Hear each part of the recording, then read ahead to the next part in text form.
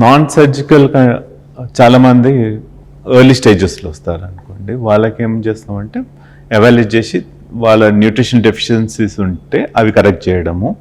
And minoxidil అనేది ఒక solution ఉంటుంది. దీనివల్ల ఏంటంటే హెయిర్కి సర్క్యులేషన్ న్యూట్రిషన్ ఎక్కువ అవ్వడం వల్ల హెయిర్ పెరిగే ఛాన్స్ ఉంటుంది. మగవారిలో ఈ వంశపరంగా వచ్చే బట్టతల కోసం బ్లాక్ చేయడానికి ఫినెస్ట్రైడ్ అని ఒక టాబ్లెట్ ఇస్తాం. సో రెండు కాంబినేషన్ లైక్ 30-40 years నుంచి ఉన్నాయి, దే ఆర్ ప్రూవెన్. కొందరు ఇవన్నీ చేస్తూ కూడా హెయిర్ ఫాల్ అనేది కంట్రోల్ కావట్లేదు అనుకోండి, వాళ్ళకి కొన్ని పద్ధతులు యాడ్ చేయడం జరుగుతుంది. ఈ మధ్యలో కామన్గా వింటున్నవి ఏంటంటే PRP, platelet rich plasma therapy ఇవ్వడం జరుగుతుంది. దీనికి ఇప్పుడు గ్రోత్ ఫ్యాక్టర్స్ యాడ్ జిఎఫ్సి తోటి కూడా ఇంజెక్షన్స్ అనేది ఇవ్వడం జరుగుతుంది. సో మంత్లీ వన్స్ 6 months తీసుకొని క్వార్టర్లీ మెయింటెనెన్స్ చేస్తే ఇంప్రూవ్మెంట్ అనేది అవుతుంది.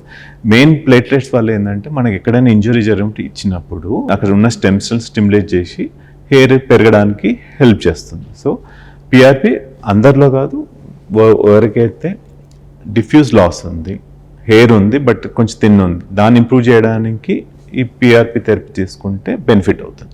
మొత్తానికి బట్టతలు వచ్చేసింది, అక్కడ హెయిర్ రూట్స్ సరిగా లేవు, వాళ్ళల్లో ఈ పద్ధతి యూజ్లెస్. ఎందుకంటే అక్కడ హెయిర్ ఉంటేనే దాన్ని ఇంప్రూవ్ చేయడానికి ఈ బెనిఫిట్ అనేది జరుగుతుంది.